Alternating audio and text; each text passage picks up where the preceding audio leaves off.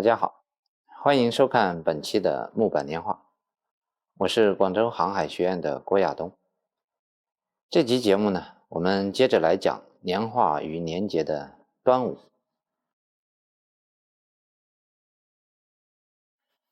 端午节，农历的5月初5，又称端阳节、龙舟节、重午节、龙节、正阳节、天中节等。小时候呢，我们都说端午节是为了纪念屈原，要吃粽子、划龙舟。但是端午节真的是为了纪念屈原的吗？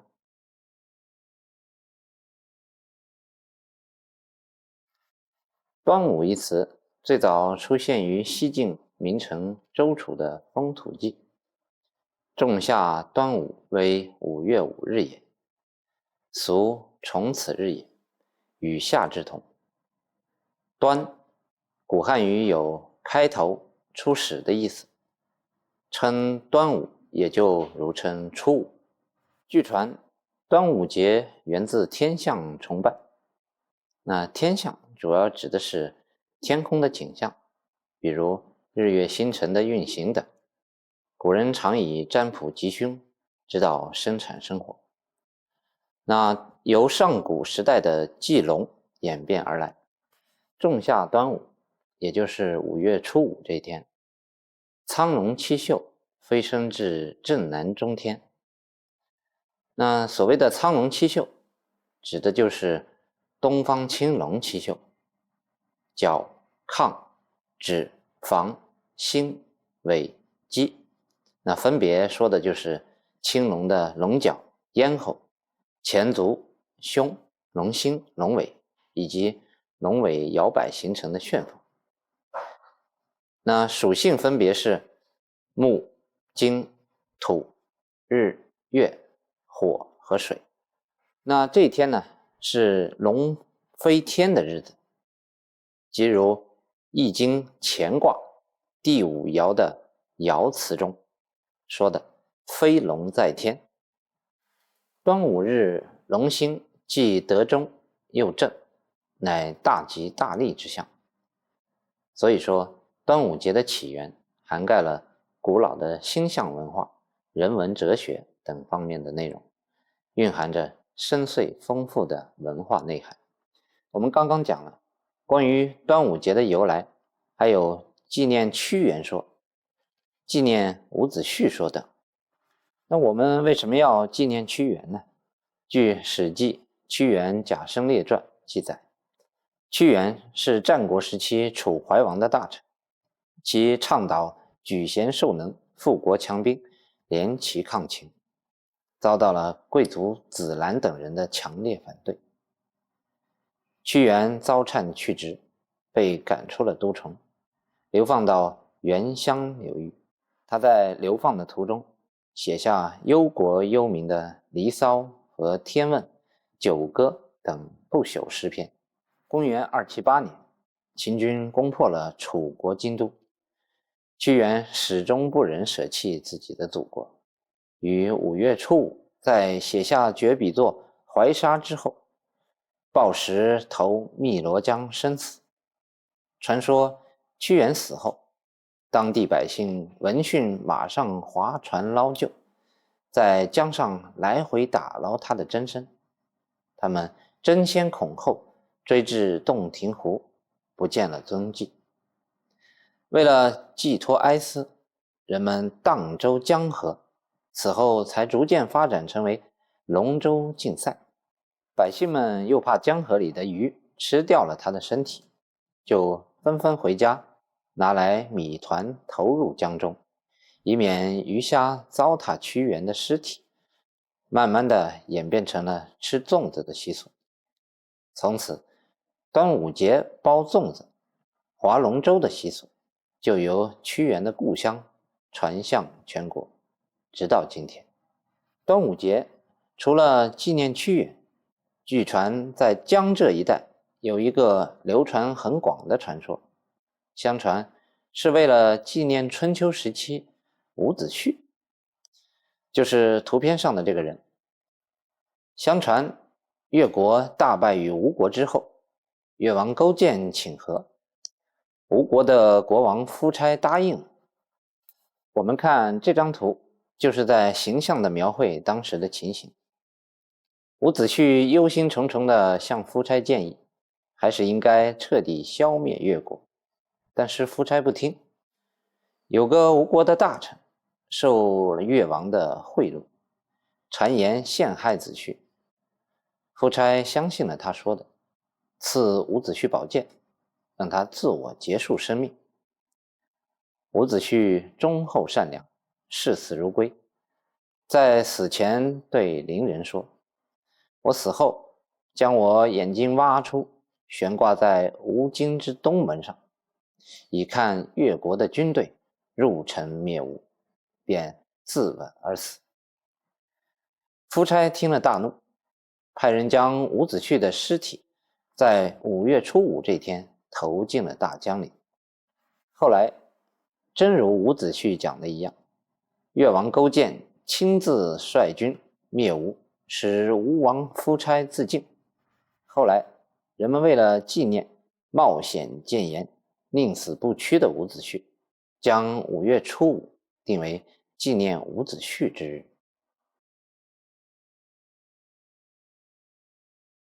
端午节作为中国传统节日的一个重要组成，也留下许多习俗和禁忌。我们来看这张图，赛龙舟。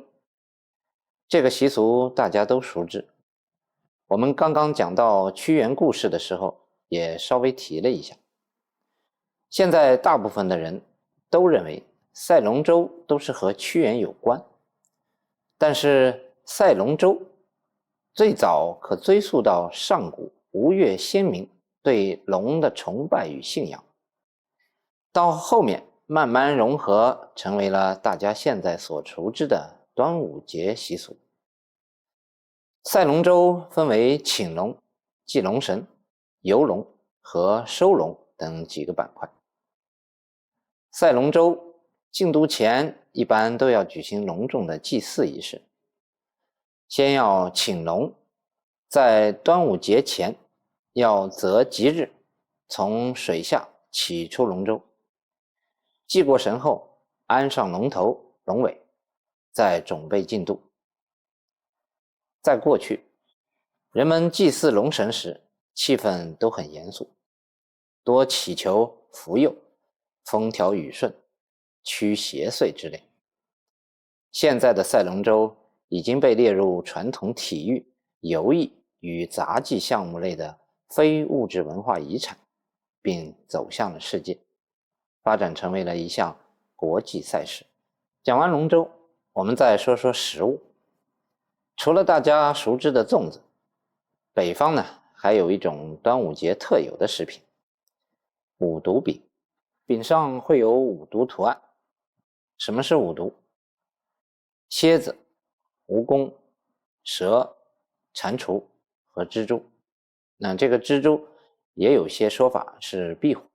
人们为什么要在端午节吃五毒饼呢？是因为端午节后气候开始炎热，大地回暖，那各种蝇虫飞动，毒气上升。人们认为在这个时间段毒虫的毒性是最强的，要用各种方法预防五毒之害。吃五毒饼就是祈求吃完之后毒虫不会伤害到自己。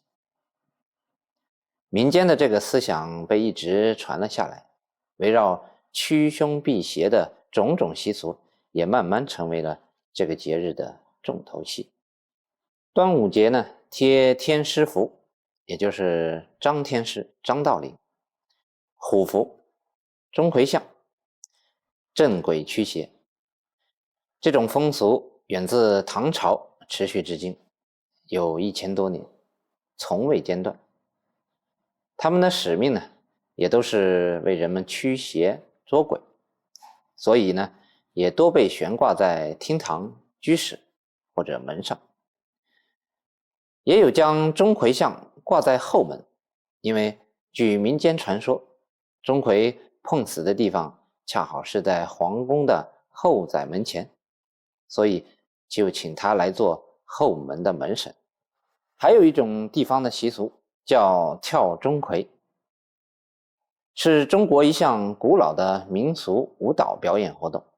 那主要分为南北两派。南派的跳钟馗以古徽州歙县地区最为突出，又称嬉钟馗，嬉闹的嬉，盛行于明万历年间，距今已有400多年的历史。歙县跳钟馗多在端午节演出，寓意消除五毒，四季平安，以求驱邪降伏，保佑村民平安。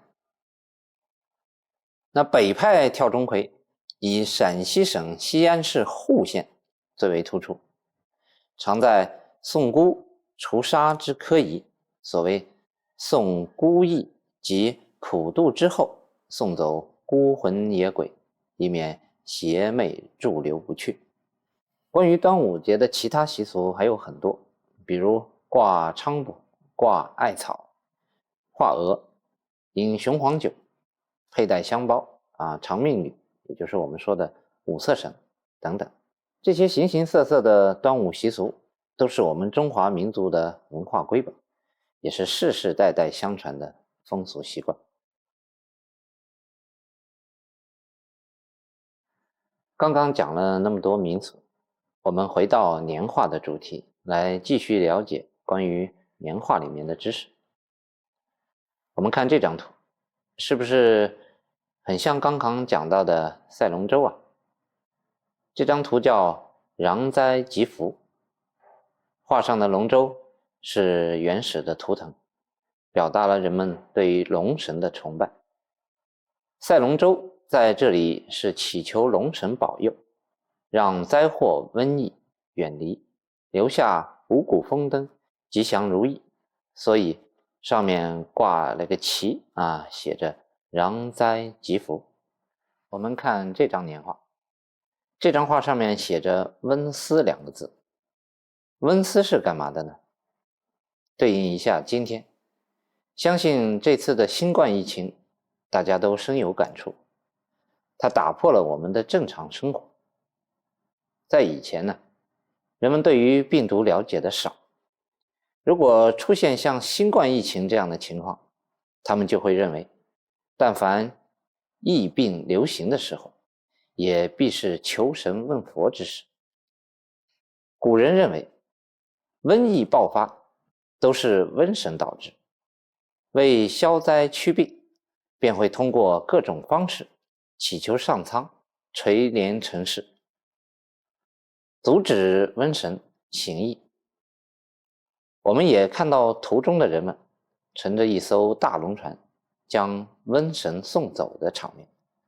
五瘟，沉舟送五瘟，他们每个人手中拿着一件法宝，一人手持勺子和罐子，一人手持袋子和剑，一人手持扇子，一人手持锤子，一人手持火炉。古代民间传说中有送瘟神的活动，在当时，人们采用一些方法，把闹瘟疫的鬼怪送走，以此达到消灭瘟疫的目的。好，我们再来看这张年画。那这张年画出自苏州桃花坞。我们看到这张画的标题是端阳喜庆，图中大船尾挂，顺风大吉起，船首小童高举日进斗金旗，还有和合二仙、钟馗、财神一同护佑助阵，另一个龙舟征游竞渡，一派欢腾祥和的景象。端阳喜庆图呢，以传神的视觉语言再现了《清嘉录》里记载的龙舟竞渡的盛景。七里山塘几无驻足之地，河中画戟至笔如鱼鳞，游行舟之路，欢呼笑语之声，遐迩震动。前面说到北方端午节吃五毒饼，那端午与五毒的关系由来已久。在年画中反映的也最为具体。那这里有一张关于贴五毒的年画，我们可以看到上面写着端阳伏虎、镇宅神虎几个大字，图中有一只威猛的瑞兽老虎，只见它脚踩毒虫，镇压住它们，将这些毒虫挡在门外，使它不敢入内。人们认为有镇宅驱毒、保平安的作用。这张画当中所提到的五毒以及伏虎这两个内容，实际在五毒的年画当中经常有所体现。大家看我左手边的这幅年画，那这个是一个镇宅元师，这个画中的人物呢是张天师。张天师也是在端午节祭拜的一位神。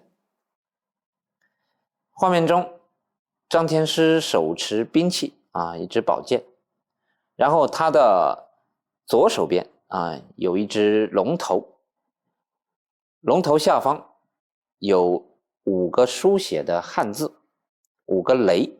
我们看，那这5个雷是什么意思？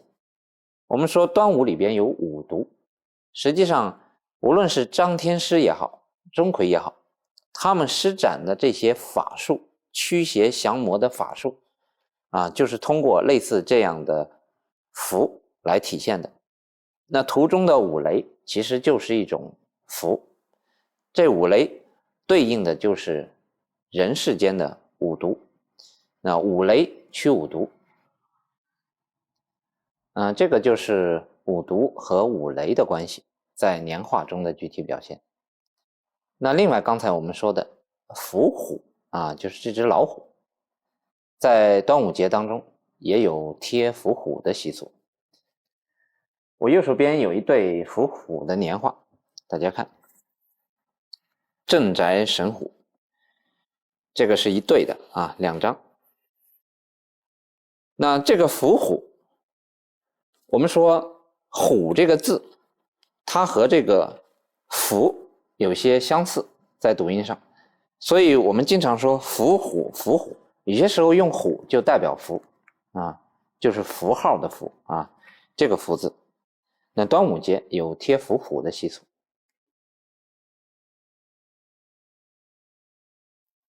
我们再来看这张年画，这张画上面有天师，也就是我们刚才说的张天师。那什么是天师呢？天师就是合乎天然之道的老师这是简单的理解。在古代民众的认知中，天师通常具有起死回生、治病救人的本领，深受百姓爱戴。那另外出现的是老虎，只见这个老虎紧紧地咬住一只作恶的小鬼。